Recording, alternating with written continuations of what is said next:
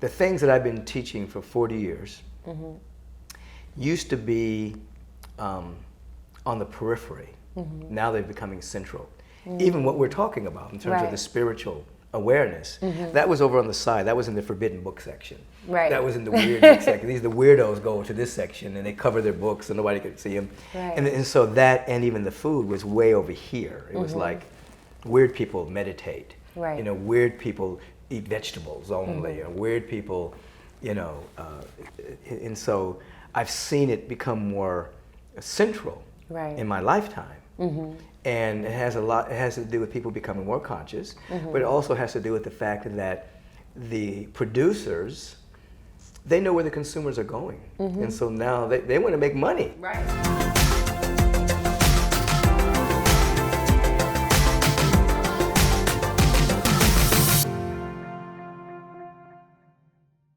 Hey, we are back for Get Loved Up podcast, and today I am here with Reverend Michael Bernard Beckwith. And most of you all know that I love Agape. Agape is my church home.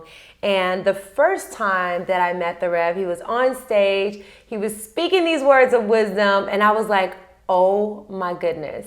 This is everything I ever thought in my head. He's answering all these questions that I had for the last 15 years, and it felt magical. I felt a connection, and it was just so refreshing. So welcome.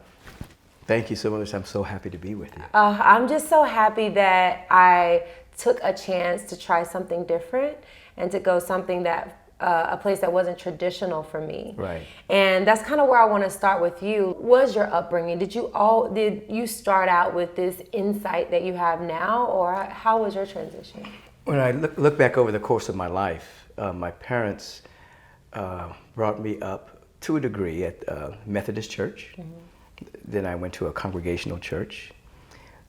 I went to the Methodist Church primarily because that's where my parents took me. I was a little boy. Right. And as a little boy, I met Dr. King there. He spoke at the Holman's Methodist Church. He was on a fundraising tour for the Southern Christian Leadership Conference, and I remember shaking his hand. And I said to my mom, he has such soft hands. And she said, well, he does a different kind of work, baby. And so I went to a congregational church after that, but as a teenager, I was restless, and there were some political things going on in the church where the minister was sent somewhere else. And so I left the church totally.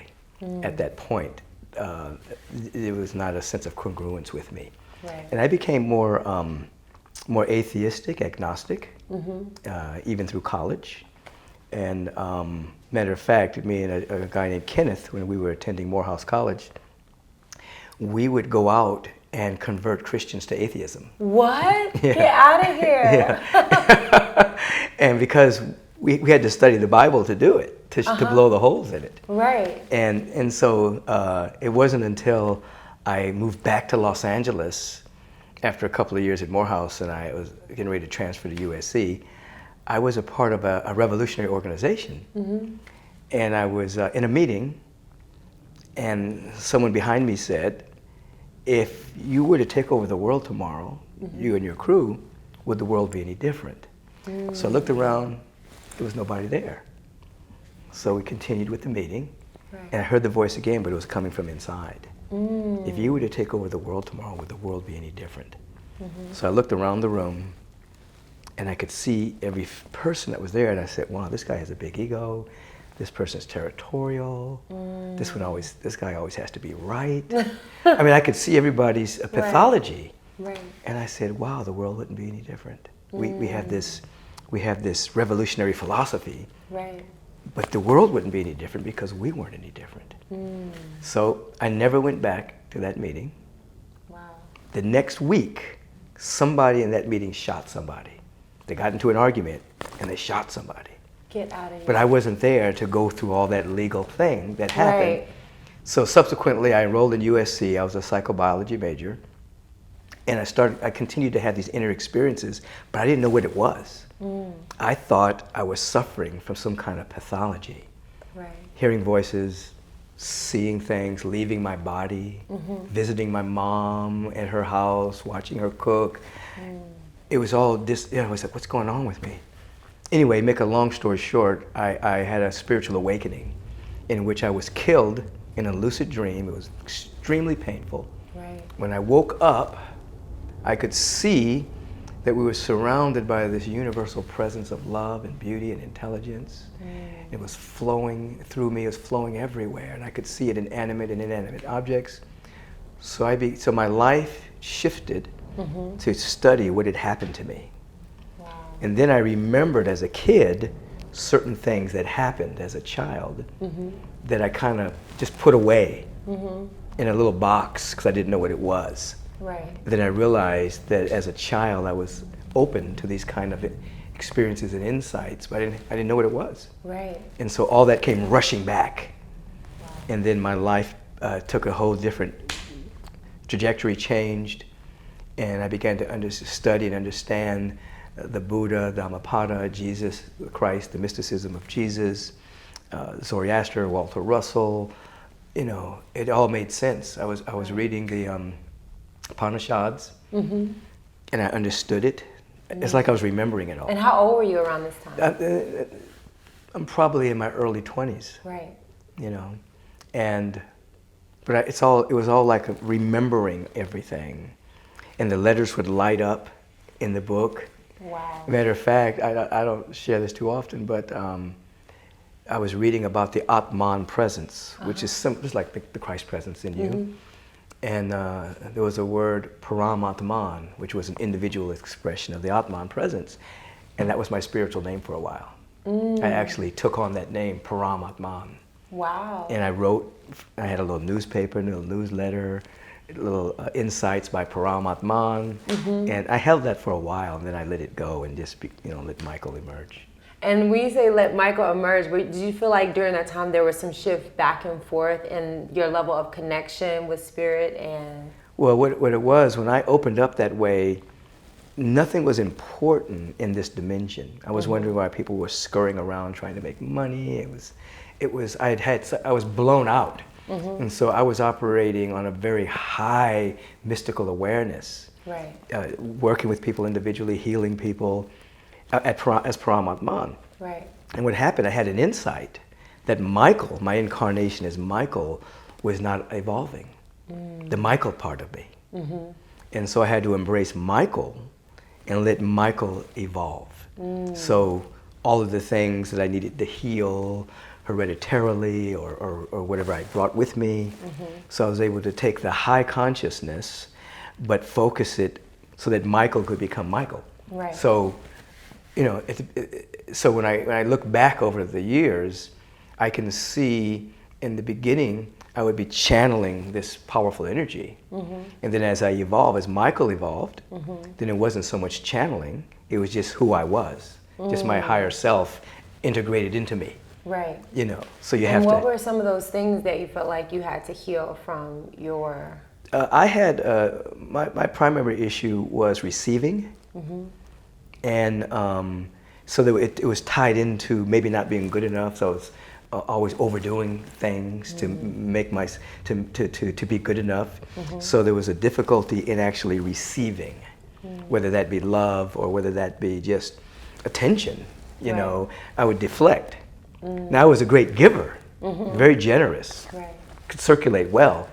And so I had to grow into the space of actually being able to be strong enough in my energy field to actually receive, to actually accept. I am worthy, I am enough, to be able to hold the frequency of health and prosperity and as a human being. Right, and I know I've had that problem too. So what things did you do to help you? What steps, if someone's listening, they're like, man, I'm like that too. I can give all day long, but I can't receive. You know what I did?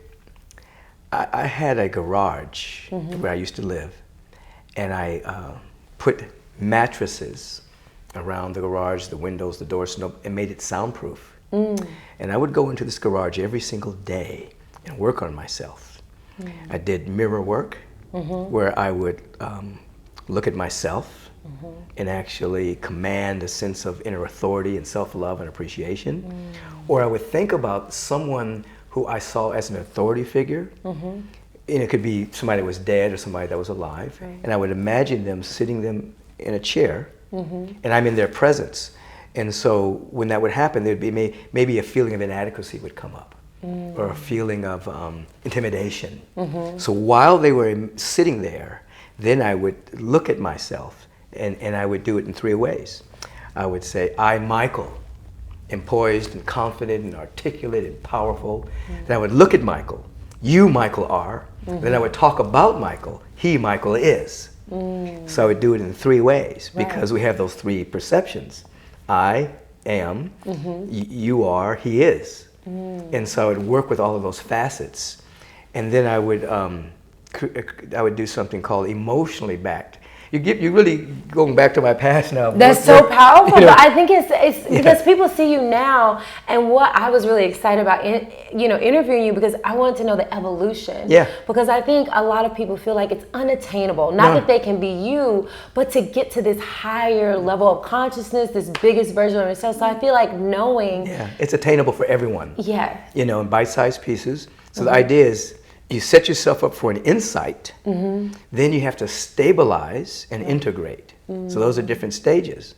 So going back to what I was saying, that I'm going to come back to that, I would do emotionally backed affirmations, meaning if there was fear or anger, instead of pretending it wasn't there, I would turn the anger into an affirmation. And then, so that means all that emotion would catch what I was saying and become a part of my subjective. So if I was having money issues, I would, instead of saying, oh, I don't have any money, and why I don't have any money, I would take it, become angry, and say, why do I always have so much money? Every time I turn around. I remember this term. It's one of my favorite ones. Yeah. Because I start doing it, and it works. Yeah, I would just take it to say, oh my God, I'm always supported. Why do I always have good luck? And so anyway, I would do that work. And so through prayer, through meditation, through study, etc., you're setting yourself up to be a candidate for an insight. So an insight is a moment in which you have an aha. Like, it's not theory anymore. It's not just information. You actually feel it. You see it.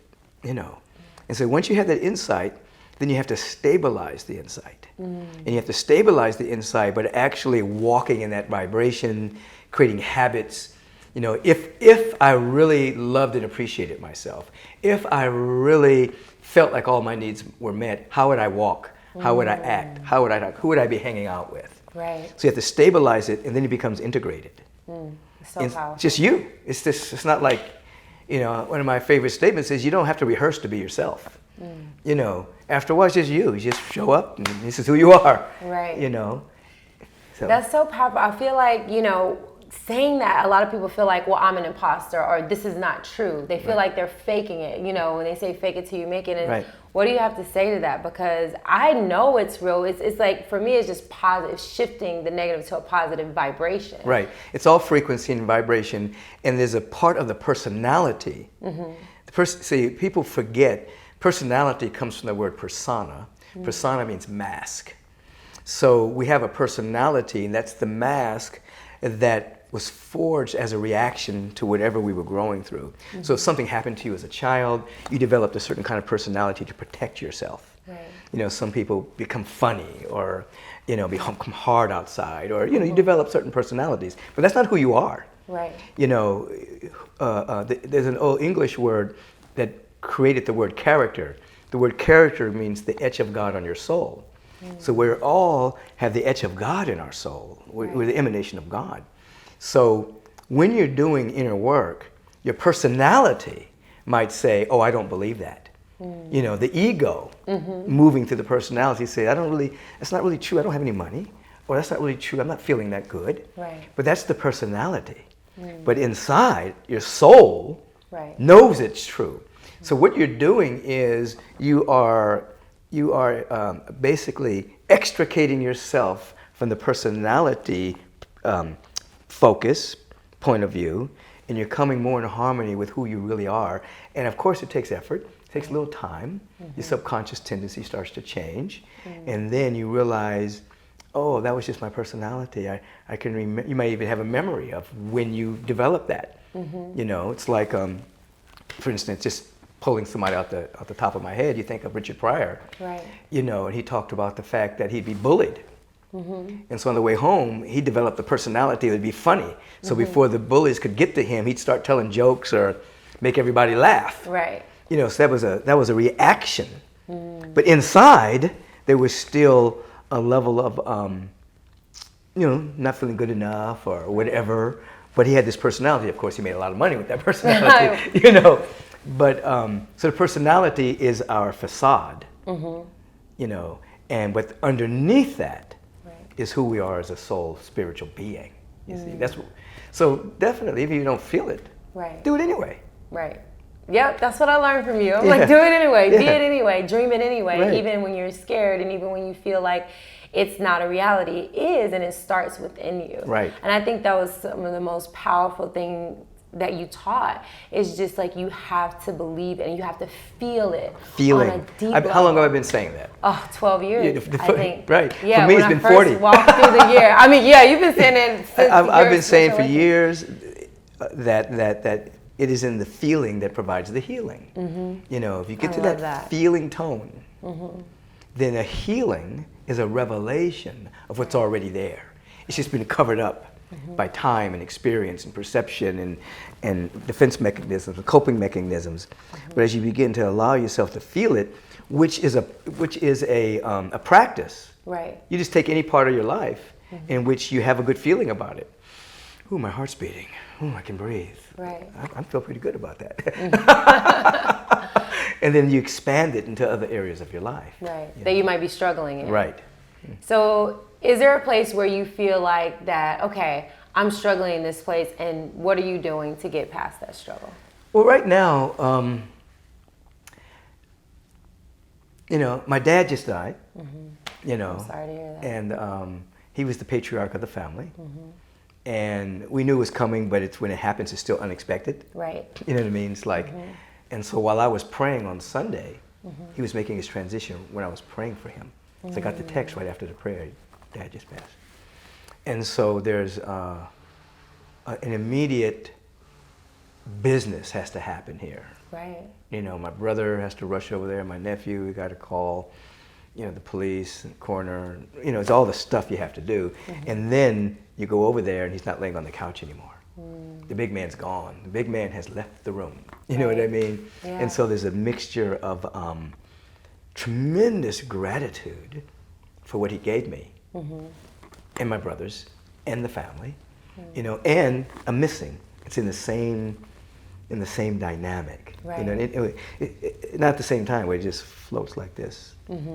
You know, and so I'm just watching that. Right. You know, like yesterday, me and my brothers went to the funeral home to handle all the stuff we had to handle, and so we went across the street to eat. Finished eating, and as soon as I finished eating, I threw up everything. Wow. And I'm looking at my brother and my friend. They ate the same thing. They didn't throw up. Right. You know what I mean? I threw up stuff I never even ate. I mean, you're like, where did all that come from? Like, what the? And I realized that I was releasing a lot of emotional content because we've been walking with him for a minute, taking care of him and trying to make his last days really comfortable. And so I probably held on to a lot, just trying to, you know, handle that. And it just all came up. Right. Just, you know. And how was your relationship with your dad throughout your life? It was good. I tell you, I had a spiritual experience with him. My father was, first of all, a man of his word. If he said he was going to do it, he did it. He was not one for excuses. You know, if he said, I'm coming, he was there. That's amazing. You know, he was... It's rare. And he was the one that supported people. He was never on the... Very rarely, I can't even think of a moment when he was on the receiving end of help. He was always on the giving end. If it was money to be loaned, he loaned it, whatever. So my father was a probation officer, raising 3 kids, and realized he wanted to be an attorney. And so he was the oldest person in his class. There's only 3 blacks in the entire law class that he was in, and he was the oldest in the class. Graduated, had a beautiful legal career, and then became a judge. Wow. You know what I mean? So so people would say, Beck, man, you were raising these 3 kids, you had your wife, and you went to law school and you did this, you did that. He would just say like, come on, you just say what you want to do, you do it. It's no big, it's not like rocket science. Right. You just say what you want to do. You walk in that direction. You don't let distractions happen. Next thing you know, you're at your goal. He said, this is not rocket. So he didn't think it was a big deal. Right. You know. Right. And it seems like you got a lot of that same energy from your dad, because you kind of same thing. Yeah, I got the best from both of them. Right. My mother was very socially gregarious. She was psychic. She did a lot of community activism work. You know, we grew up picketing on Saturdays for higher wages for people of color and women. That's what we did on Saturdays. You know what I mean? Yeah. So I have a combination of both. I remember her. I met her. I didn't meet her father, but such a beautiful woman. Yeah. So I think I got like the best of both of them. So back to what you asked me. My father was stern. He was a stern taskmaster. So growing up, it was like, wow. You didn't want to ask your dad for money. You didn't want to, you know, it's like, ask mom, don't go to dad. You know what I mean? Because he's going to give you a lecture. You gotta back up everything you say with what are you going to do with the money? Why do you really need this money? I mean, it's like, oh, just forget about it. Never mind. Never mind. By the time you got through dad, oh, never mind. I don't want it. You know. And so I can remember. So he was very, you know, he was hardcore out of Washington D.C. Right. You know. And so I can remember, this is after my spiritual awakening.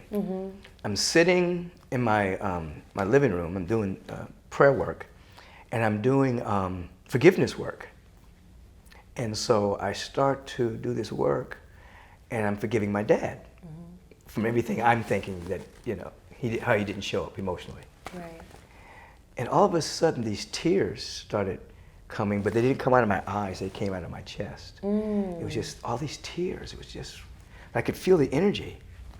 And then they stopped, and I don't know what happened, but I knew I was different, but I didn't know how different. Right.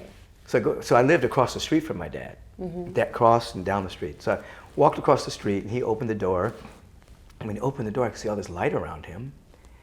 And I follow him into the kitchen, and I'm saying, when did my dad change? He was such a pleasant, beautiful, loving guy. And I'm following him around, and I'm like, wow, this energy is so beautiful. Then I realized that my misperception had been healed. That what I was seeing was him. Even though he had a gruff personality, we talked about personality, behind the personality was nothing but love. He took care of his family, he was a protector, he was a provider, you know, he taught us well. But it came through a personality that was kind of rough. Right. You know? So ever since that day, which was years ago, I never had any issues with my dad. Wow. It wasn't, he didn't change. My perception changed. And I could see it in my brothers who didn't see that quite well. They still saw him as this really tough guy. Right. I always like, hey dad, what's happening? You know, and if he started giving me that, man, shut up. I know who you are. That's so beautiful. It's almost like you were saying at first, it's like you saw the spirit beyond the personality or ego. Yeah. And I feel like, can that happen with anyone? Like I feel like we all have that personality or ego, and sometimes it's so big, it overshadows that spiritual self. Yeah. And it sounds like you had a release. It was a total release. All the times where I thought he didn't understand me or he was too stern or whatever, it all disappeared. Wow. And I saw him. So up until the day he passed, even when he was gruff, I mean, you know, he was just that, he didn't mean anything by it. Right. But he liked, you know, when we were growing up, he liked for you to come. Don't just come with a little argument. You got to back your stuff up. Because he went through law school. He was a judge. Right. You don't come in with some old conspiracy theory. Right. You got to back it up. Yeah. Where's the facts? You know, where the facts? Where'd you get the facts from? No, that's hearsay. Wow. You know, did you study it yourself, or did somebody just tell you that? Right. You know. That's amazing. Yeah. That's so amazing. Yeah. So I ended up with a really good relationship with him, and I never took his I guess the last part of my life, in his life, I never took any of his stuff personally. It's like, that's just dad tripping. You know. Wow, that's beautiful. Keeping us on our toes. Because I think some people, they completely disconnect from their parents because of. Sometimes it's really traumatic, like abuse and things like that. Well, abuse is different. Right. Yeah. And then sometimes it's just that just misunderstandings or like the personalities. I know my family's personality is different from mine. Yeah. But I like how that you were able to see beyond that. Because I feel like even going to Agape and then listening to you speak so much, I feel like as I transitioned and got a different connection than I did growing up, that it wasn't until I stopped seeing the things that frustrated me about different people in my family and just start seeing them as love. Yeah. And now we get along great. You just accept them. Right. You just accept them. You don't try to change them. Right. And then when they're... Yes, that's what you said. Don't try to change them. Don't Just do it, like that. I because- can hear you in my head. Don't try to change them. Because if you change them, you create resistance. Right. They will resist it. Mm-hmm. But if you just live your life, right. One day they ask you a question, Koya, why are you so happy? Mm-hmm. You say, oh, I go to this place called Agape, I eat right, I do my yoga. You start sharing who you are. And they say, oh, I'm going to try that, whatever. Yeah. It's a beautiful thing. And you mentioned eat right, and I definitely want to get into that because I was so excited when I found out you were plant-based, vegan. Right. And I was like, that's amazing, especially how many people you work with and how much you travel. So can you share a little bit about that journey and what really inspired you? What happened was 3 levels. One, once I had this spiritual awakening, I was my body was sensitive. It was sensitive. And so I remember eating some chicken. And as I took a bite from the chicken, I could feel the pain that the chicken had in dying. And the life the chicken had. It was all in my body. I could feel it. I put it out. I said, what is this? And I realized I was picking up on the grief and the anxiety and the fear from the chicken. So I remember calling my mother. I said, I'm going to be a vegetarian. I can't do this. Right. Because I was too sensitive to eating it. So my mother would say, what are you going to eat? I said, I'm going to eat plant. I'm going to eat vegetables. I can't do this. I can't go, can't go through this. I think I tried it a couple of more times, but it didn't work. Right. So my first movement was because of the pain of the animals. Then my second understanding, as I began to study it, it wasn't as healthy as plant-based. Right. And so I began to study, amino acids make up protein. You don't need to eat like protein. You don't need to eat meat to get protein because the body has to digest it, put it back together. You're burning out your pancreas. You have to develop all of those pancreatic enzymes to digest it. So you're burning your body out by eating it. So I learned the health aspect of it. And then the third level was I realized what we were doing to our environment by all of the factory farming. So that's the evolution. First, it was the animals themselves. Secondly, it's healthier to not put all that meat in your body. And then thirdly, environmentally, it's unsound. It's unsustainable. If everybody's eating meat, you're gonna kill the planet. Right. So that became.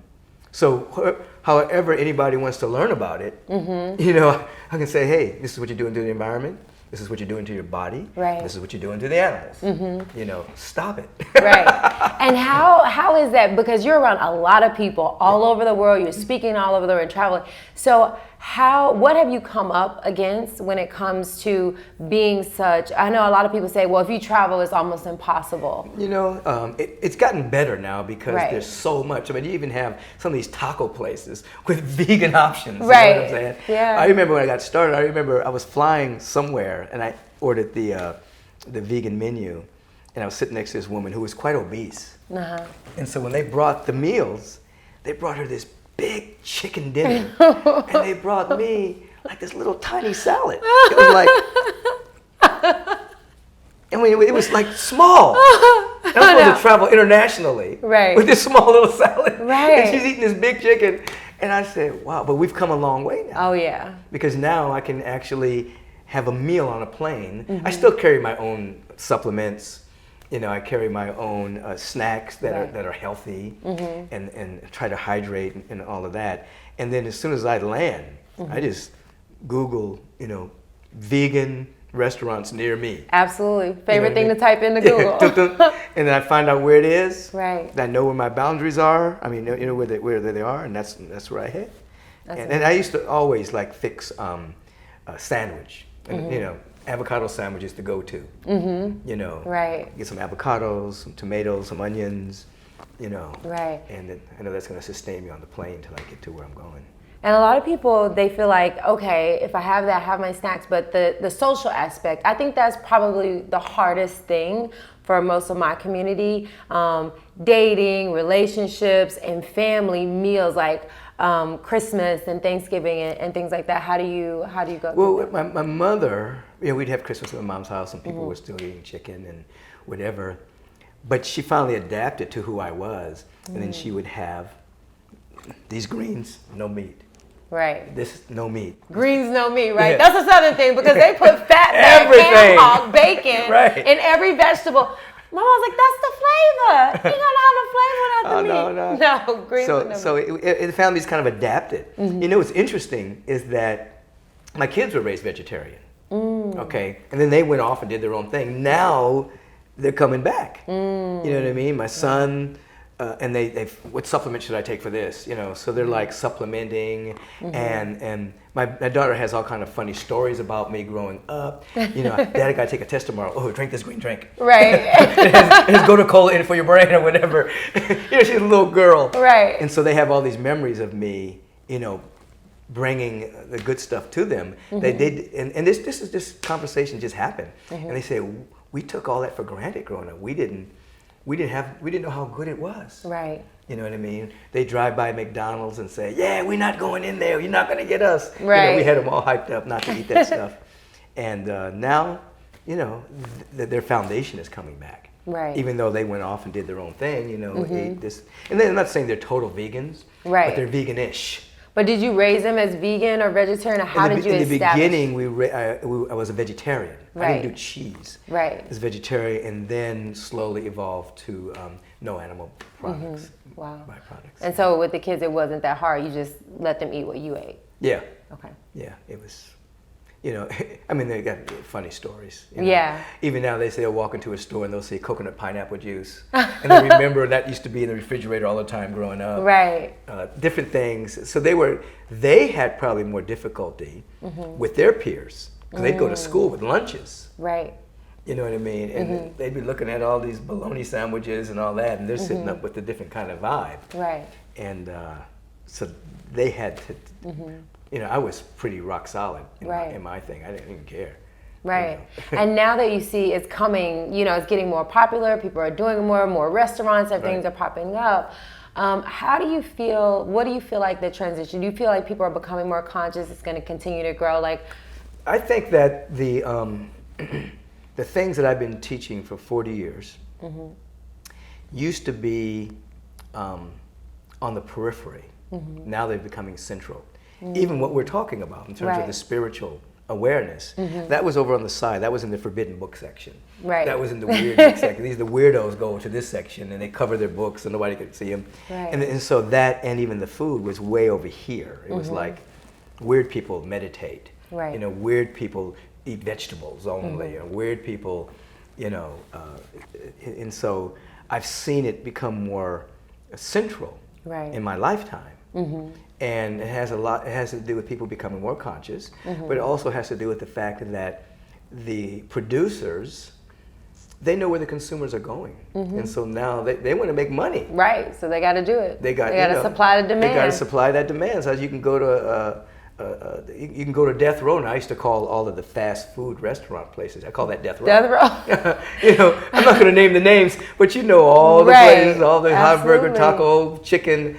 I would say that's Death Row. And I used to say that from the pulpit sometimes, and some of my administrators would come and say, "You're going to get sued. You don't call that Death Row." Right. I said, I'm okay. It's my opinion. Right. I mean, that's the thing I feel like, because a lot of people are not saying vegan now, they're saying plant-based because they feel like they're going to be attacked. Not only by people that are like, you can't say that, but by people that are even vegan. Right. You know? And so what advice would you give someone? They're like, man, I heard Rev on this podcast. You know, I'm going to give it a try. What advice would you give them to get started? You know, one day at a time, what you do is you cut back on it.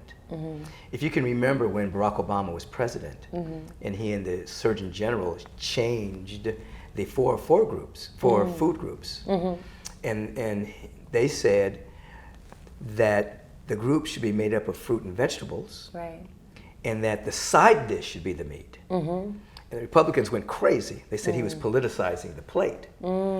But he said there's an epidemic in diabetes and cancer Right. that's directly corresponding to what people are putting in their mouth. Too much sugar, too much meat, too much animal byproducts. So we want to train the kids. Right. Okay, if you're going to eat meat, that has to be the side dish, not the main dish. Right. So he was trying to train the parents, so when the kids come home and say, "What's for dinner, Mom?" Right. The mother doesn't say fried chicken, lamb chop, pork chop, steak. Right. The mother says, "Oh, we're having broccoli, we're having cauliflower, we're having organic corn on the cob, we're Right. having artichokes. Oh, we're gonna have a little bit of chicken, or we're gonna have a little bit of," because if you go back in history, before a lot of these diseases emerged, people were too poor to have a whole lot of meat. Right. Unless you lived on a farm. And they couldn't catch it back in the day. They're so like, it was a delicacy to come in with some rabbit, Right. or some venison, or whatever, and so it was always the side dish. Unless you were rich, then you could get meat. Then you died earlier, right. because your arteries got petrified. Right. You got cancer, and so I would advise anybody who's just starting out, maybe not do it all in one plunge. Right. Just cut back on it, and it maybe on certain days you don't have meat, and other days you get a little meat until finally you realize, oh, I'm feeling a lot more energy without digesting all this food all the time. Right. I have more brain power. I'm in better flow, and then you slowly, like in Brazil and Japan, they have days where you don't do meat. Right. They're trying to educate the population because it's a large cancer epidemic, just like here. Right. Brazil, same thing with the factory farming. And so the government a few years ago started to subsidize the cattle industry because they were losing too much money because people weren't buying as much meat, blah, blah. Right. So the government just started subsidizing it so they can go off into other areas besides just raising cattle. So the world is catching on. We're not. America isn't. Right. I mean, we're catching on in terms of the restaurants want to make more money, but I'm talking about the government. Right. Is still in cahoots. Right. With the dairy lobbyist and the meat lobbyist. Right. And then the pharmaceutical are right behind because they know if you keep eating this, you're going to need them shortly. Right. It's the Food and Drug Administration, so coming together. They already know. Right. If I load you up with a Coca-Cola every day, right, and some meat, I'm going to be selling you drugs by the time you're 40. You don't need a pill. Yeah. So that's so beautiful, and I think the one thing that I feel like is happening is that people are becoming conscious. Yeah. Like you said, they're realizing like, wow, I feel better when I do this. This is really great. And I know one thing you inspired me. I think I asked you. I think the first time when I asked you to come over, I wanted to make you dinner. And like the highlight of my day was making dinner for you and your staff. It was my first little apartment in the complex we're in now, Mariners Village. That was great. And I remember having this table I bought from Costco, tossing a sheet over it. I think it's like in the back room. I still have it. And like getting it all set up. And I feel like from that moment, I knew that if you as like this huge thought leader making these decisions, it can inspire so many other people, and it has. And I also feel like one thing that you said, I think it was from the pulpit, or maybe we had a personal conversation, but you were like, oh yeah, I don't eat much before my sermon. Sometimes I don't eat at all. I don't eat any solid food. Right, and I started practicing that. So if I have something early, like it's almost like intermittent fasting. Like I don't eat solids. I'll have liquid, I'll have juices, I'll have smoothie. And I noticed so much energy, so much spiritual clarity continues to come through. And I don't have my first meal until like after 11. Yeah, me too. I don't have first solid food after 12 o'clock.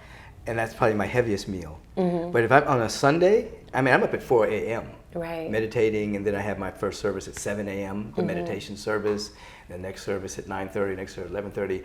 I'll eat after all those three services. Right. Now I do make my green smoothie in the morning, so I have like a half a glass between every service. Right. I don't want to get too full with it. I just have enough that's going to give me some good energy. Right. And as you know, if you eat a piece of meat, it's going to take days to get any nutritional value from it anyway. Because you have to digest it. And people don't understand the energy. And when I looked at the science behind it, it's like, because if you eat pancakes and all these things, whether it's vegan or not, you still are using up energy to digest it. And you can use that energy to speak and connect and to send to people. And if you're drinking, you get meat, it's going right into the bloodstream. Absolutely. Yeah. You have all The best tips. Yeah. And so I wanted to talk a little bit about Agape because, as you know, it changed my life. Not only did I go to your sermons, I also went to the Course of Miracle classes, Transcendental Meditation, all of the food, and eventually started teaching as well. I've watched you.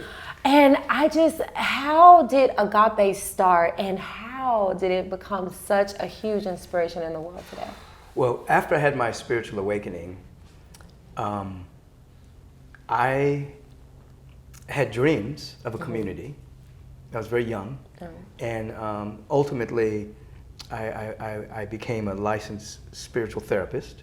Did that for 7 years, one-on-one workshops, seminars. Did you have to go to school for that? Yeah, or? I had to within the United Church of Religious Science, as it was called at that time. Okay. You could take all these classes, and then you can get a license in being a spiritual therapist. So I did that. And because when I got blown open, it was like there was nothing else to do. Right. You know, it's like I couldn't go down. I was on my way to medical school, so I couldn't go down that track anymore because I know my mind was going to be trained incorrectly. Right. You know. And you did some acting too, right? Not really. No. People think that for some reason. Maybe I'll do it later. I know, right? Well, I have been in some films though. Right. I have been in some films. Oh yeah, a lot of documentaries. Oh, I just to digress. I received an award 2 years ago because as a thought leader, I've been in more films than anybody. Wow. I thought Deepak was in more than me. They said, no, you're the top. Wow. So they gave me this award for bringing my knowledge to that. That's amazing. But in terms of Agape, I tell you, I went through a school of ministry, metaphysical school, and but I wasn't trying to be a minister. I just liked the knowledge and the conversation, what I was learning, to articulate the insights that I was having. And I'll always remember this. The assistant dean comes to me one day, and it's a 3-year program. I was in my 5th year. That's how uninspired I was to graduate. I didn't care. I was just loving. And the assistant dean came to me and said, Michael, you've been in school almost 5 years. It's a 3-year program. Don't you want to graduate? I said, no, I don't care about graduating. I'm not going to be a minister. Right. I just like God and I love teaching. She said, well, do you realize as an alumni your classes are free? That if you graduate, you never have to pay again? I said, really? Okay. I took a full load and graduated. Wow. And then I started getting these visions to start something, and I was resisting it.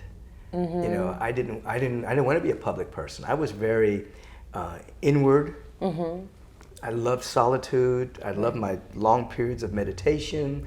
My weekends were free unless I was doing a seminar. You know, it was like I liked my life. Right. And I started being pulled into this direction. I can remember going to see a lady that I nicknamed the Oracle, who was a reader. And she did this whole reading on Agape and why I came to the planet and what I was supposed to develop. I'm like, what? And then ultimately I gave up resistance to that. And when I did, all the people, or many of the people who had said to me over the years, if you ever start something, let me know, I want to be a part of it. Right. And I'd always say, I'm not going to start nothing. Right. You know, so I had my students, I had like 3 different groups of people. I had my students in my classes. I had people who were clients of mine who would come to me for counseling.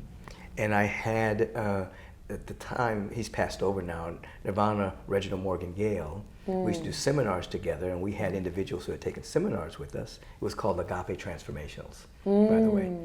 And so I called them, and I said, I'm going to start a spiritual community. Do you want to be part of the vision group? Right. So in my living room, I pulled these people together, and all these different groups of people didn't know each other. They only knew me. Right. You know. And I started a vision group, and I started the vision process. You know, not what we were going to do, but what we were going to become. You know, so it wasn't about business plans. Right. It was about who we were going to be. And so that was a number of months of doing the vision process until I got the insight, the intuition that it was time to have a public service. And we started in Santa Monica. People showed up, but mainly looky-loos. About 400 people showed up to the first service. And then it pared down to about 50. And then it just grew from there. And so Agape, in terms of the living food ministry, in terms of the youth ministry in terms of Sacred Service Saturday, in terms of our traveling around the world. Right. All of that is an outgrowth of the individuals that are there, and it's also a part of my consciousness. You know, I mean, if I wasn't interested in health, then there wouldn't have been an emergence of the Living Foods ministry. Right. I worked with Reverend Arlene Right. with her transition into a plant-based diet. Right. You know, and that's all she eats. Right. You know, and so she's a good spokesman for that because she's living that. You know, so it's grown and it's continuing to grow. It's now at another tipping point because you have all these millennials that are coming now. Right. You know, they're like flooding the place. It's like, oh, good, not church, not religion. It's not religion, but it's truth. You know? Right. And so you have the elders. You know, you have the mid group. You have the millennials. All like flooding the place with all this beautiful energy. Right. Yeah. And you just went through a transition because we moved from Culver City. Yeah. What happened was it was time to move. We were in that building a long time. There was always a kind of a acrimonious relationship with the management team there. They thought we were a bit exotic and weird. They couldn't quite figure us out because we weren't, you know, mono. Everybody, you know, the whole place is like black, white, straight, gay, trans, Mexican, Venezuelan, Middle Eastern. Everybody comes to the community. And and I think it intimidated people because they couldn't put this wasn't like an all black thing. It was an all white thing. It was just everybody. All people thing. Yeah, all people thing. And we started getting the signs to leave. I should have left earlier. Got into a little comfort zone. Right. And then what happened was the pipes burst, I remember. flooded the building. And then we discovered that within the walls of the building, they had residential pipes, not commercial pipes. And there was a whole lot of legal things that went along in there because they didn't want to take responsibility for the cleanup. But that was just like a symptom of us not supposed to be there anymore. Right. And so we just opened up to find a new place. So now we're at the Saban Theater over there on Wilshire Boulevard in Beverly Hills. And we can be there as long as we want. They love us there. They're building up office spaces for us. We have room for classes, everything. But we'll stabilize and then set our vision for the community that we're going to build. Right. That's next. Right. Because when you see the evolution of Agape, in the beginning it was the Agape Church. After the 5th year, it became the Agape Center. And then after a while, it's the Agape Spiritual Community. Right. So we've evolved because when people hear church, then, you know, my Muslim brothers may think interestingly about that word. My Jewish brothers and sisters would think interestingly about that. So we're a spiritual center, which is a real church. Right. But I don't want to pigeonhole people. Right. So that's why when I go out to speak, oftentimes I don't use the word reverend. I said Michael Bernard Beckwith, founder of Agape, author of blah, blah, blah, so that people don't immediately put me into this very limited Christian point of view. You know, teachings of Jesus, yes. Yes. But the limited Christianity point of view, no. Yeah, we're a little bit wider than that. Right. Yeah. I think a lot of people, and I personally had trauma around like not understanding spirituality growing up. And one thing you mentioned about embracing everyone, that's the biggest thing that I could not understand. Yeah.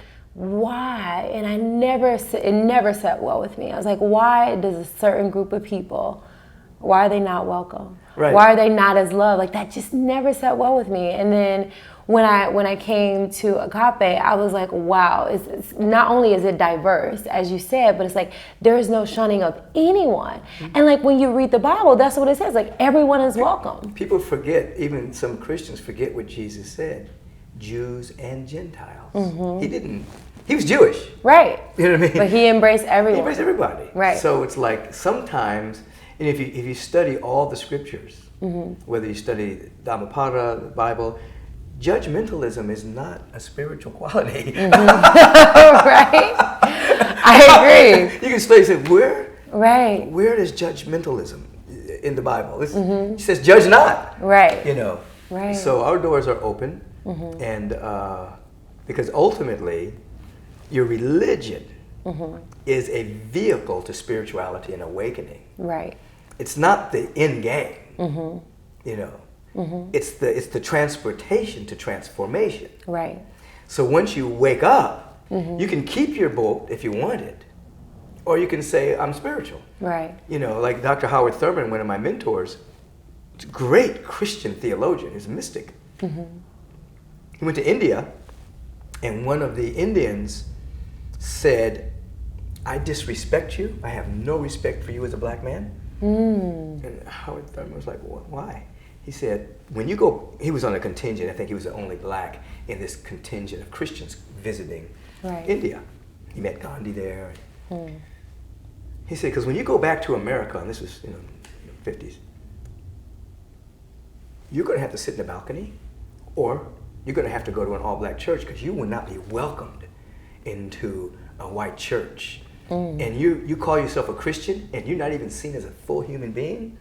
I can't respect any man who would be a part of such a religion that doesn't see you as a full man. So Dr. Thurman contemplated this all the way home, back to America, and he wrote this treatise called Jesus and the Disinherited. And in this writing, he brings the teachings of Jesus and how the teachings of Jesus are for the oppressed people. They're for all people. Right. And at the end, he writes, I'm not a Christian, I'm a follower of the teachings of Jesus. And then the Christians kicked him out. Wow. You see, and he was one of the greatest Christians ever. And so I'm more in that lineage. You know what I mean? Right. When you study the teachings of Jesus, they hold water. They're profound. If you live that way, your life will be transformed. But they don't contradict the teachings of the Buddha. Right.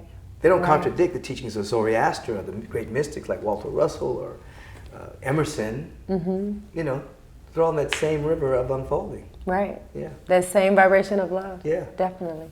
And so as you seeing this transition and moving, I know also you're transitioning with Ricky. Yeah. And I remember one of my favorite things was just like the music and connection, and with the couples, it was very inspirational to see that you all together. And I know no relationship is easy. Right. So can you talk a little bit about that transition, like coming together and building together and now transitioning? Yeah, we met when a friend of mine actually gave me a cassette tape.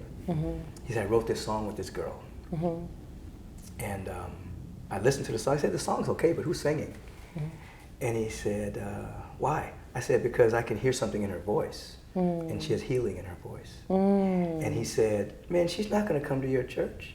She said, she is, he described her in a very interesting way. And I said, no, just give me your phone number. And I called her, and she was, as he described, she was like very belligerent and strong against it. No. And I said, I'll pay you to come sing at Agape. Okay.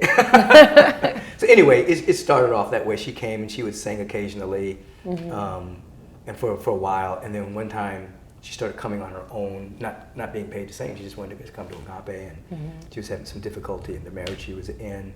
And then little by little, we got closer and closer. And then we started writing songs together, and the relationship unfolded according to that. In the year 2000, we got married. And then you fast forward, it was a drift, and 2015 is when we acknowledged it to each other. So we've been separated since the end of 2015. But the energy shifted even before that. It just wasn't a vibrational match, not professionally, but man-woman. Right. Professionally, she just retired from Agape in November of last year. Still kicking good cosmic keister, just kicking butt, you know what I mean? And now she's doing her own thing, which is kind of her core. She likes that. Right. And so I love her.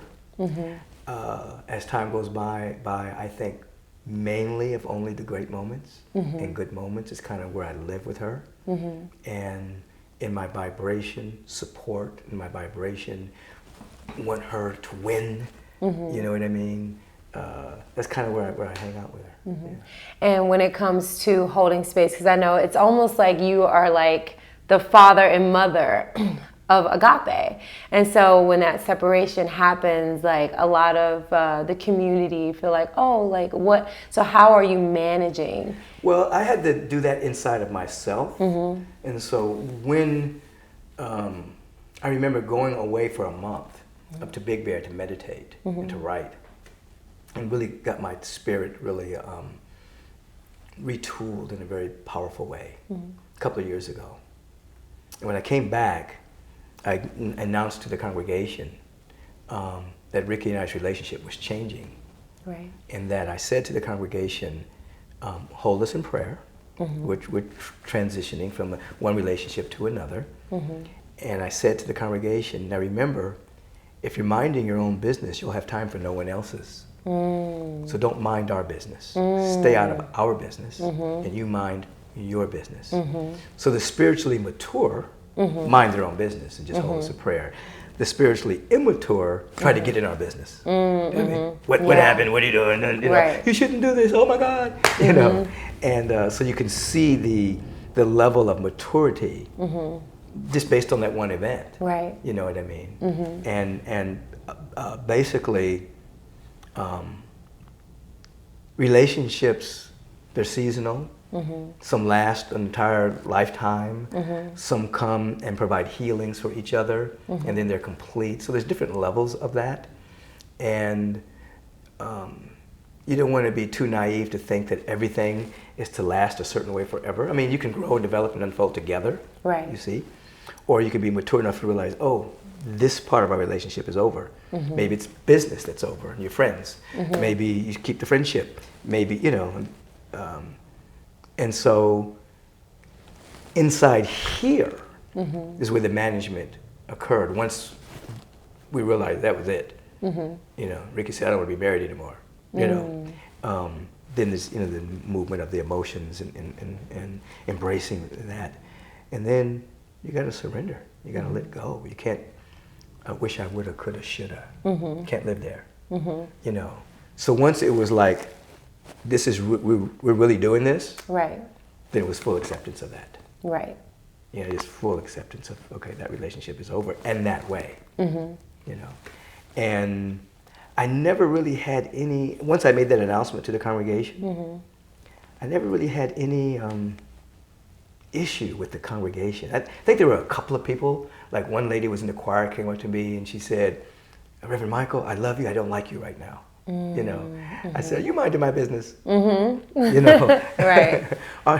Do you have a perspective that you're getting from somewhere that may or may not be true? You know, but that was like one or two people, either, and people are just staying out of my business. Right. I said, because you're not coming to classes or retreats or the center because there's a couple, right, or a teacher even. You're coming to do your own work. I can't meditate for you. Right. You've got to meditate. I can't do your affirmations. I can't do your studying. You have to do that. I can just be an example. So I just sought to just walk through this elegantly, in a very elegant way. You know, I have nothing but good to say about Ricky Byers. Right. You'll never hear anything other than who she is as a genius. You know. And what do you feel like, because I got an email about this conscious uncoupling, so I feel like a lot of people are in this place where they're like, okay, I'm in this relationship, it's great, we've grown, but it's ending. And so what advice would you give people who are going through? I think that when you understand that you're entering into a relationship in the beginning to grow, that other person does not have your happiness, and you don't have that other person's happiness. And one of the things that people say in the immature state is, she didn't make me happy, or he didn't make me happy. Well, that's a very immature comment. Because if you want somebody to make you laugh and happy, you hire a clown. You don't get married. You know what I mean? You hire a comedian. Ooh, he's making me happy. You know, you enter into a relationship basically to grow together. Right. And so that growth and unfoldment may last an entire relationship, or you may find yourself complete. So if you go into it not in a naive way, then it's easier. I mean, it's still pain. Right. There's still like emotional trauma, you know. But if you go into it from a spiritually immature way, like some religions, like Christianity, for as an example, trap people stay together forever to sin to divorce and this kind of thing. But if you look in our indigenous cultures who've been around thousands of years, America's only 200 years old. It's a baby.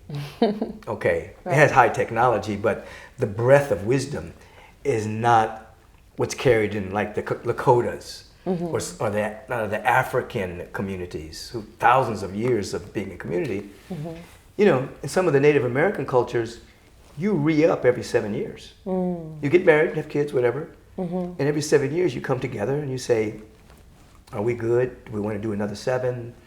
Are we growing together? Are we not? Have we completed this relationship? And so that's built into the dynamic is the fact that we could change and grow like this. Not in terms of friendship or being in each other's heart, but in terms of the dynamic of a couple.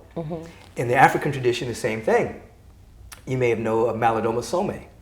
You know, he and his wife were together for many years. The first wife he had. And workshops together. They were a power couple. And then they realized, this is complete. They flew back to their village, sat with the elders. The elders did their divination and all the stuff that they do and said, yeah, you guys are complete. And they got permission from the ancestors and from the community to part.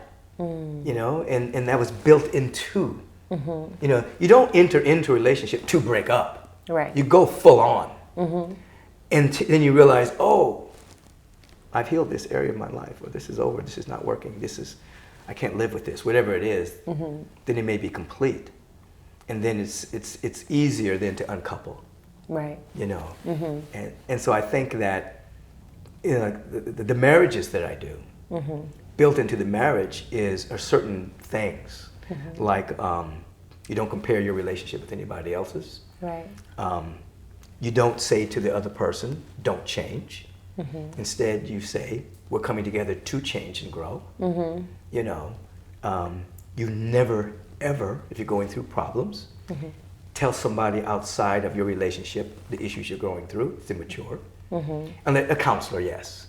You know, but not a friend that can't hold the vision of your relationship. You know what I mean? Because once you do that, then that thought goes out. Let's say you're mad at your mate for whatever. And you go out and tell somebody, then now they're holding your mate in a certain perception. Now you may have come back and healed, forgiven, realized you were wrong, or whatever the case may be. But community members are now looking at him or her, and that's creating like a metaphysical bubble around you. You don't want that. So you never, ever share if you're going through a hard time. You can share the testimony when you've gone through it. But while you're growing through it, you only share that with someone that can kick your butt if your perception is off, or help you mend. You know, so I bring that into a relationship with people, so they understand this is not fun and games. It is fun, but it ain't games. You know what I mean? It's fun, and changes are going to happen.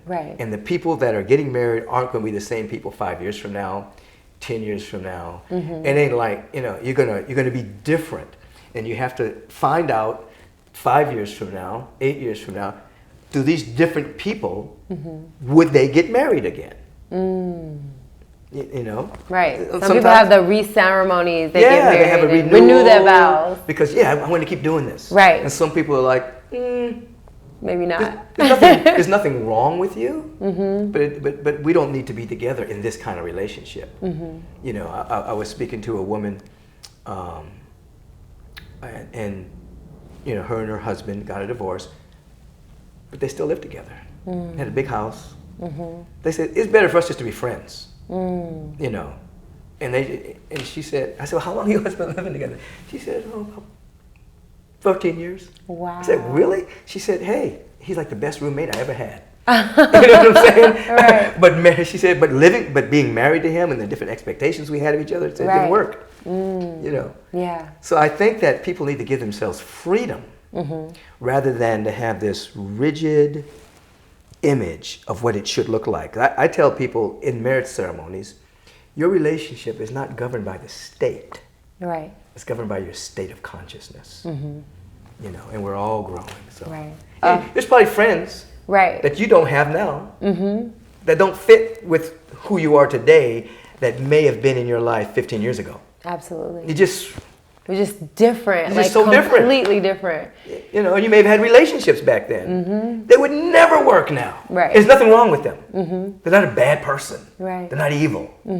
But it doesn't fit with your core now. Right. Absolutely. You know? Yeah. I think it's so important for people to know, because the way, especially being raised and transitioning to a different mindset, or opening your mind to a different consciousness than what you were taught or what most of society is following, I think it's very difficult for a lot of people. And I feel like having someone like yourself who's been through it, gone through it, and grown through it is really important. Right. Growth is not over. Right. You know, somebody, I mentioned this to someone. I was on a radio program, and somebody was asking me about my relationship, you know, different questions.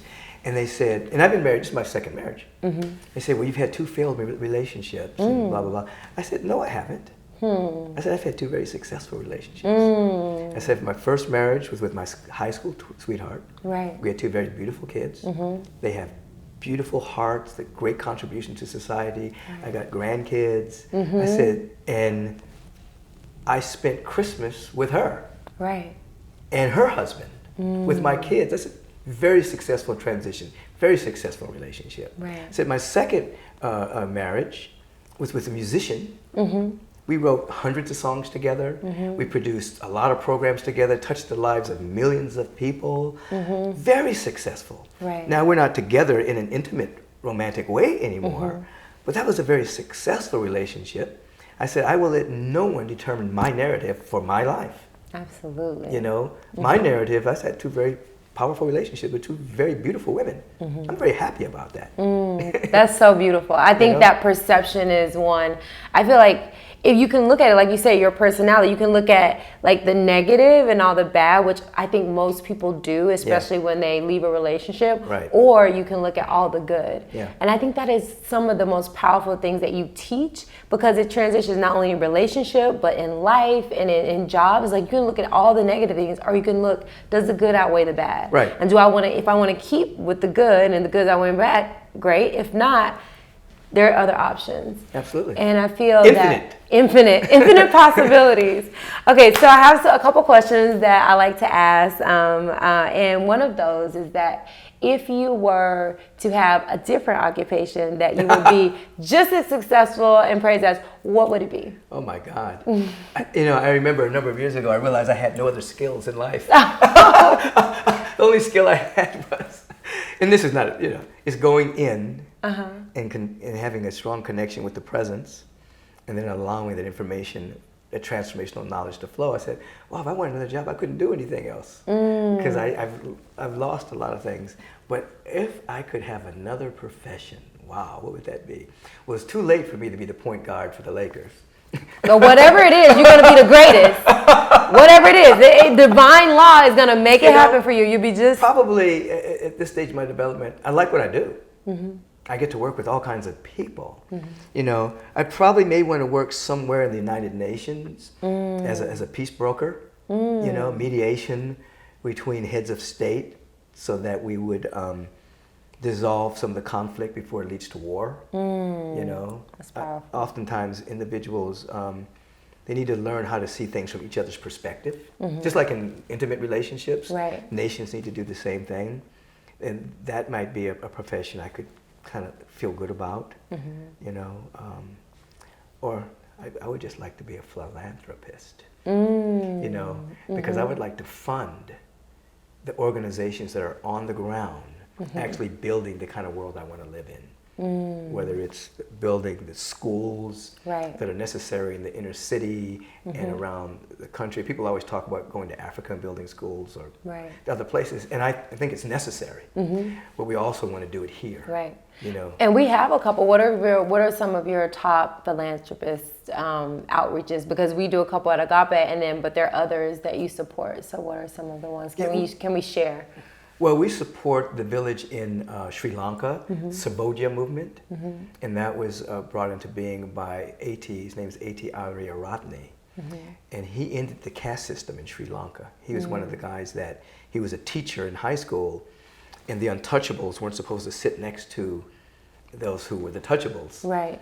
And he would have these field trips in which he'd bring them all together, and they tried to run him out of the country, and he stood strong and helped eliminate the entire caste system in Sri Lanka. And that was how long ago? It was in our lifetime. Right. It was my lifetime. And I mean, I couldn't, but when I heard about it, I remember, I can't believe this is still happening. And it's still going on. Yeah, people still have, just like racism is still going on here. Right. Racial superiority and, absolutely. you know. And so he was the one who made it illegal. Right. The same way like Dr. King and his cohorts made segregation illegal. Right. You know, so he's developed these, there was a big flood there in Sri Lanka, hurricane that destroyed a lot of the infrastructure. So Agape raised money to help rebuild. Right.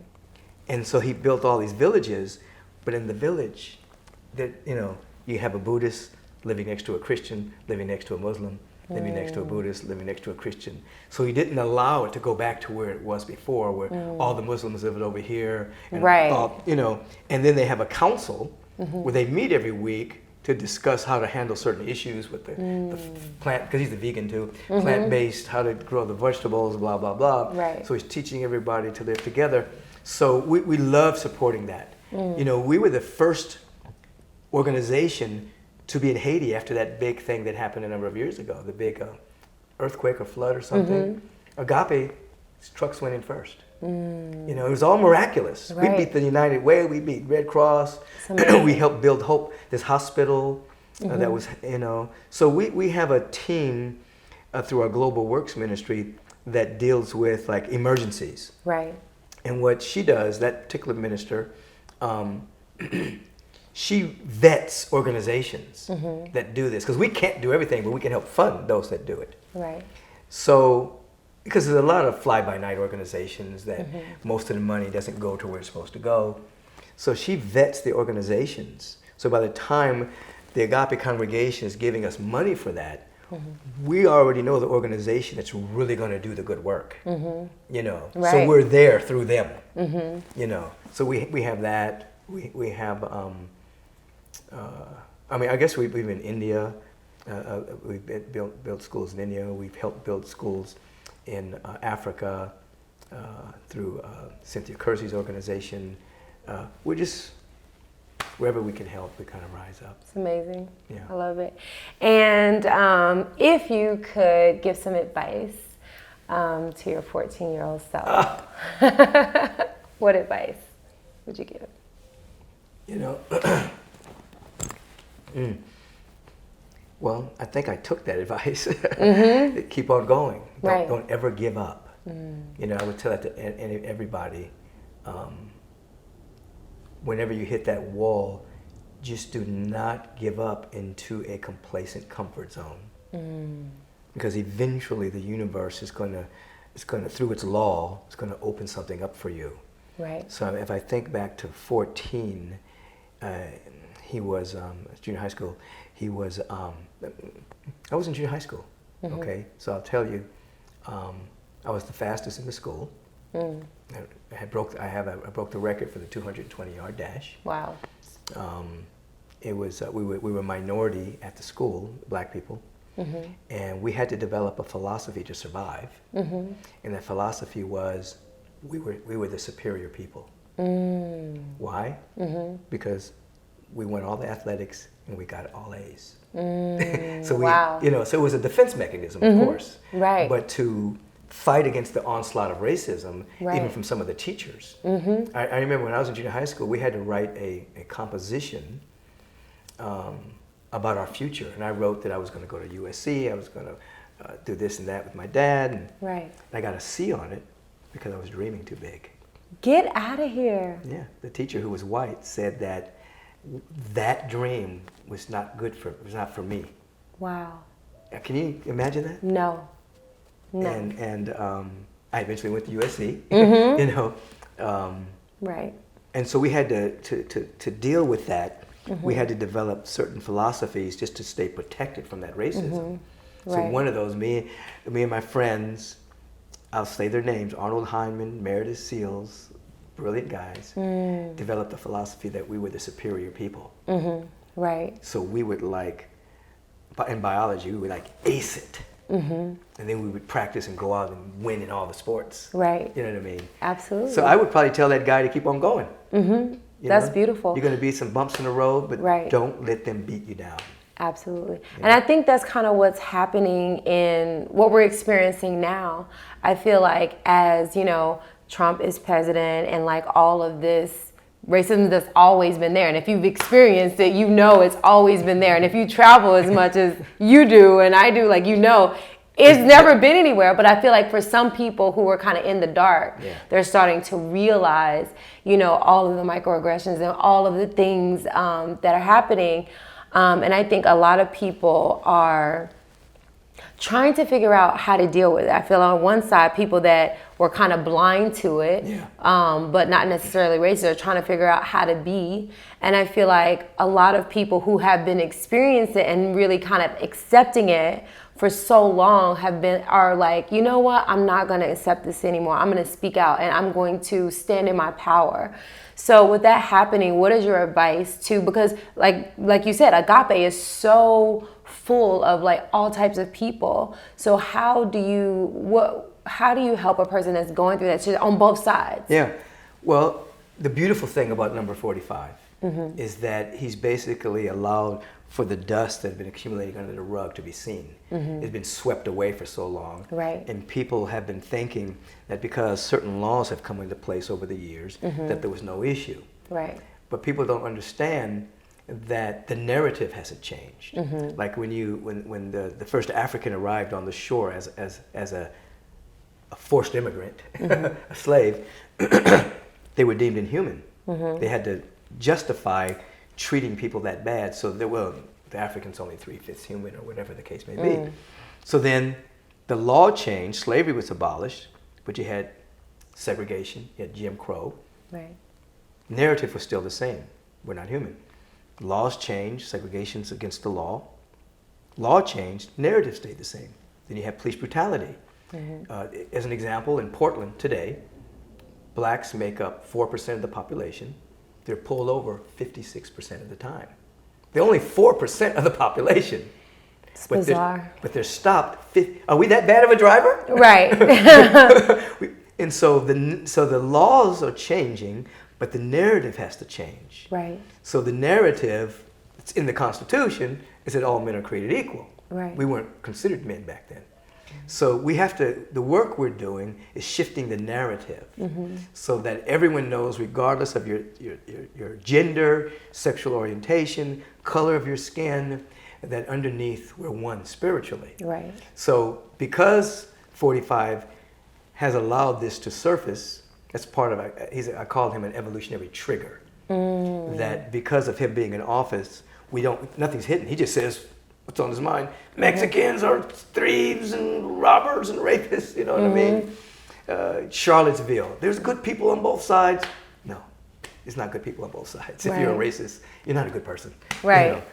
There's no moral equivalency to a white supremacist and a person that's saying Black Lives Matter. There's no equivalence there. Right. Black Lives Matter should say Black Lives Matter too, you see. So I think he's brought it up so we can heal it. You can't heal it if you're suppressing or repressing it. But when it's like with a personal healing. If you've repressed a memory or suppressed it, then it affects your perception of the world. Right. But when you start to heal it, then you start to remember, this such and such happened to me when I was 5. That's why I blah, blah, blah. Right. So he's basically bringing to surface what has been trying to be repressed or suppressed in our nation, in our culture, that can't be suppressed anymore, you see. So we're in the process of healing. It's like a pimple being popped. Ouch. You know what I mean? It's like, I didn't know all that pus was in there. Right. You know, and as I told people at Agape, this isn't new to us, as you were saying. Right. Racism didn't go away because Obama was president. It got more intensified in some places. Right. You know. So now we have an opportunity to say what it is and to ask, what are we going to do about it? Right. So the good folks on the planet have to create a different narrative. I mean, policies are good, but without an underlying narrative, it still doesn't work. Right. You know, I mean, I'm glad there's an anti-lynching law. I'm glad there's a non-segregation law. I'm glad there's a voting rights bill that needs to be renewed. I'm glad, but underneath, if a person is still holding on to an unconscious or conscious bias against me, there's going to be some kind of issues. Right. You know? And what do you do when that narrative is fear? For the individual that doesn't like me, I think what the Obamas did was for 8 years showed that black folks can be articulate, smart, intelligent, creative, innovativeness, have love for each other, compassion for the world. I think it really messed up the mindset of a lot of people who were operating under black stereotypes. Right.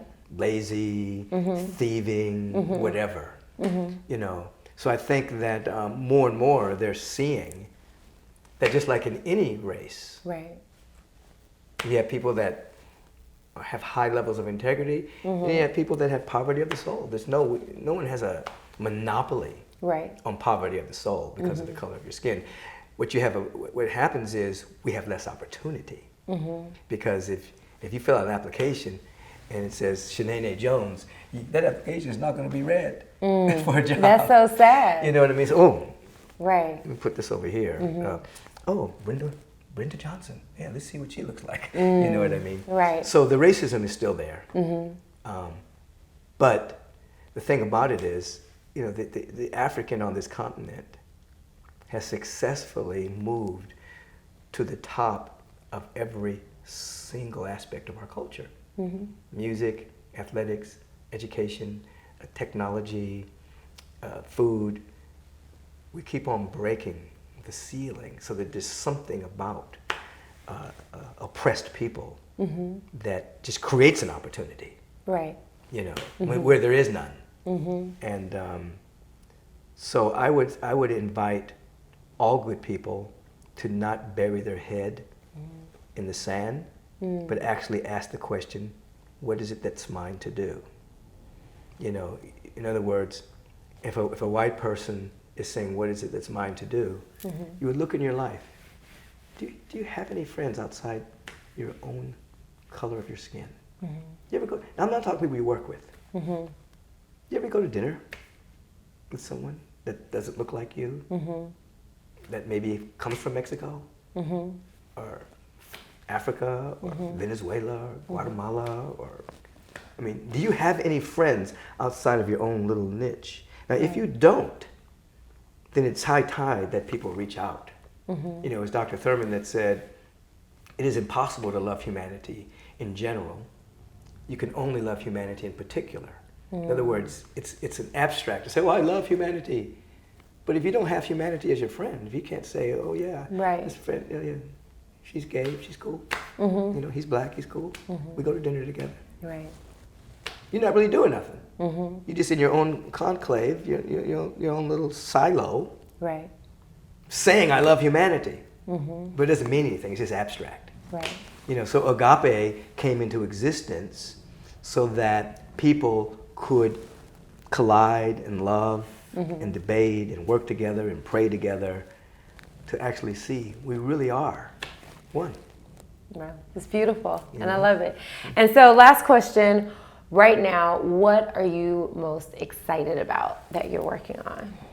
Oh, let me see. There's a lot of work I'm doing with the right use of technology. It's allowing me to touch a lot of people. My own Michael Beckwith app will be released soon, in which I'll be giving a lot of interviews like this, more in-depth practices. Right. You know, tune in. You can, you know, I'll be.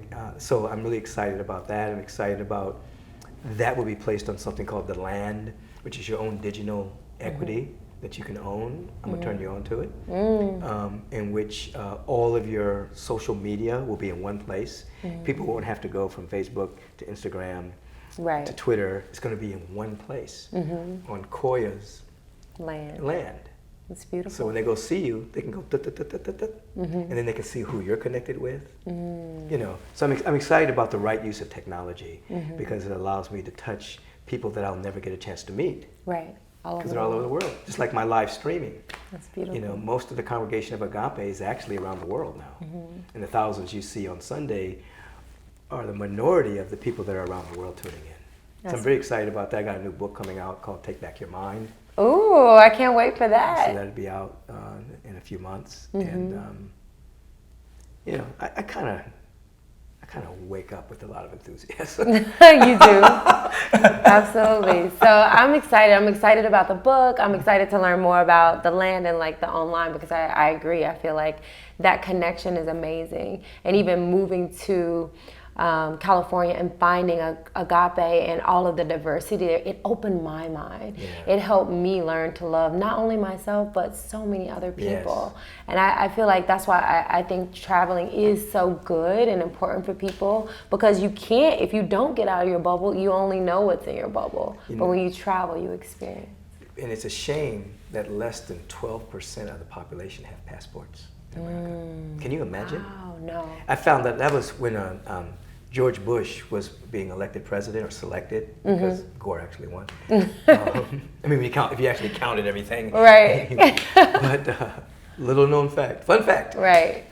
But I remember that's when I stopped voting for a little while, and eventually I came back. Yeah, but I remember one of the critiques about him was that he hadn't traveled internationally, and then some of the statistics showed that most Americans at that time, only 10% of our population even owned a passport. Wow. So they were in their own, they hadn't traveled out 40 miles outside of where they lived. So they never get a chance to expand their awareness because they keep talking to the same people all the time, looking at the same television shows, talking to people that agree with their same perspective. You know, so now we have, you know, all these documentaries and all these channels. People can actually go around the world on YouTube or on Instagram, but people need to get out more. Absolutely. You know, there's a movie coming out called Free Trip to Egypt, and I'm not in it or anything like that. They wanted me to be on the panel when it came out, but I'll be in Egypt when it breaks. Wow. But what month will you be in Egypt? June. Oh, I'm going in October for the first time. You're going. So excited. Are you a Libra? Leo. I am too. I'm Cancer Leo. Right, I know. I'm always, that's another thing that excites me. I was like, oh, he's a Leo too. That's why I connect. Around the cusp. Right. But anyway, this ties into what you were asking earlier. These individuals would go to all the Trump rallies, and they had this big poster that said "Free Trip to Egypt," and these people had melanin in their skin, you know, and people were spitting on them and cussing them out, but they would go to every rally, "Free Trip to Egypt." And every now and then someone would come up to him and say, "What are you talking about?" He says, "Oh, we're going to give you an all-expense-paid trip to Egypt. Everything is covered. Your room, your hotel." Right. What's the catch? The only catch is you actually have to sit down and have dinner with the Muslim family. That's all you have to do. Wow. And just have dinner with them a couple of times and have conversation and do nothing else. And so people signed up. And it shows the evolution of these racially superior people as they thought they were, going to Egypt and then talking to a Muslim in their house and coming back changed. It just shows the evolution of what happens when you just meet somebody. You see that they're not terrorists. They're trying to blow up anything. They're raising their kids like everybody else. You know? And so we need more of that. And, more connection. Yeah. Because connection, I feel like dispels confusion. Yeah. That's beautiful. Thank you so much. Put that on a t-shirt. I know. Thank you so much. This has been such a treat for me. I appreciate you, like everything you've done to my life, even writing the foreword to my book. I am just so grateful for the work you've done in my life and so many millions of other people. So thank you so Thank much. you for the work you do. I've watched you. Thank you. And interestingly enough, when I saw you before, everything you're doing now is what I saw. That's how I saw you. I saw you as this bigger than life being, teaching, you know, spreading the good news.